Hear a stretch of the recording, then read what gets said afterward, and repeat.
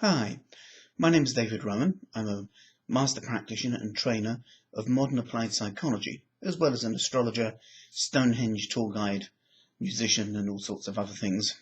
And one of the components of the linguistic parts of modern applied psychology that people find very interesting and useful is the way that we ask questions of people without firing off or stimulating their defense mechanisms.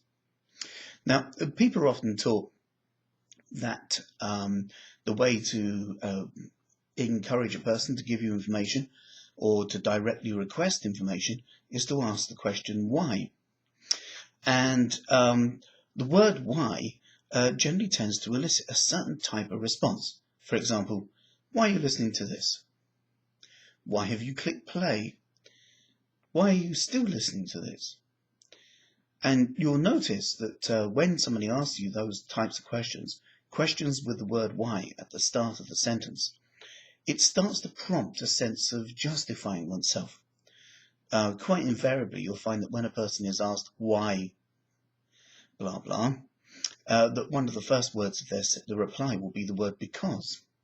Now, the word because describes the cause of something's being, the being cause.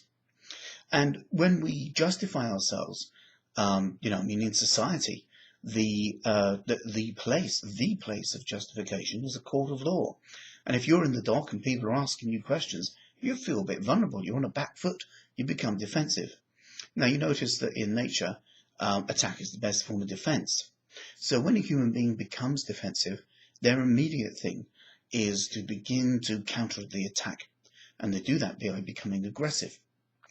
So the word why prompts the stimulation of the fight and flight defense mechanism, which then begins to create a response which can be quite typically hostile or even aggressive. And human beings, our emotions whip up into a vortex of things. So relaxation becomes more deeply relaxed. And laughter becomes even more amusing. And so likewise, when people get annoyed, they start getting really cranky. And so, typically you get that thing of, why did you say so? Well, because I did. Why did you say you did? Well, because I did. Why did you say that? Because I said so. Can I go out? No. Why not? Because I said so. Why did you say so? Because you can't. And that just keeps going round and round and round and round. And as children, we're encouraged to find out information from people, always ask questions, always ask why, which means we walk through the world prompting people to become hostile with us without really realizing that that's what we're doing.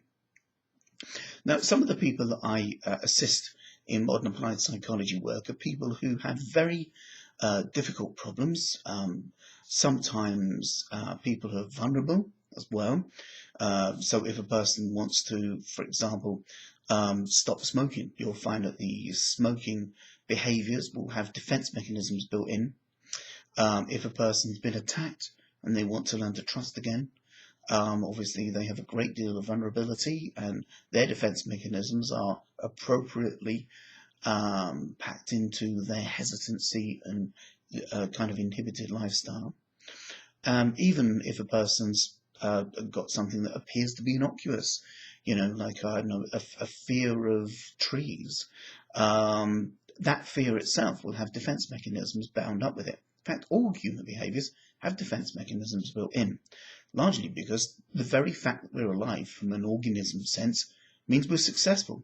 So whatever you've been doing in your past, whether it's productive, unproductive, useful, useless, helpful, unhelpful, pleasant or unpleasant, everything you've done so far has contributed to the fact you're still breathing in and out in sequence, and as an organism, you're a success. You might not be enjoying yourself, that's another matter, but the fact is you're alive, and because you're alive, from a biological perspective, you're successful. So as far as your brain is concerned, whatever you've been doing so far has worked a treat. So when someone comes along and questions it, we become defensive. So how can I find out information from a person without stimulating this fight and flight defense? The way to begin doing that is to change the first word of the question. So instead of asking, for example, why a person bites their fingernails, we need to find out some other things. And if you place the word what at the front of a question, it will initiate an internal search for content. So instead of saying to somebody, for example, why do you bite your fingernails? If I ask, what's your reason for biting your fingernails? That sentence implies a few things. Firstly, the person doesn't feel as if they have to justify themselves. They're not put in that position.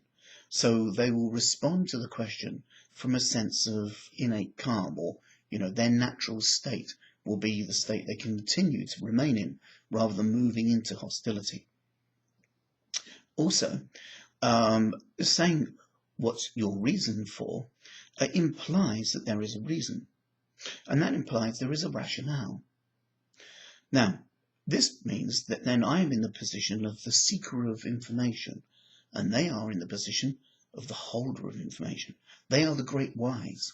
They have a well-constructed idea, a strategy for dealing with a part of life. Biting the fingernails happens to be the current mode that it's using, and it's figured it out very well indeed. I am the unwitting apprentice. I don't have the great wise knowledge that the person has, so I walk up to them and I doff my cap and I request from the great wise, would you please illuminate me with your rationale? And because that's the kind of psychological relationship that that question, or the wording of that question, brings into the frame, the person generally is very very willing to want to impart their knowledge and to let you know. So in terms of seeking information from a person and encouraging them to illuminate what's actually happening in their world and the reasons for doing what they do, so that I can understand the structure of their behavior. And once I understand the structure of their behavior, then we can begin to find new ways of them achieving the goal, and yet at the same time, in the example, allowing their fingernails to be healthy. So what's your reason for ... generally tends to provide you with information. It'll elicit a response of finding out things rather than hostility of, why do you bite your fingernails? And then you can have a big fight. Other words at the beginning of sentences or questions produce different styles of thinking within the questioner's mind. So the word what initiates a search for content. The word how initiates a search for process. How do you bite your fingernails? That will give you the dynamic of it. When do you bite your fingernails? That will tell you something about time. Where will give you a location, and also, who can sometimes be useful for finding out the performer, who is involved and who isn't involved. So, when would now be a good time for you to consider using these different words at the front of questions so that you can find out information from people in a calm and easy way? It's very useful having just a little bit of understanding about language. After all, why not?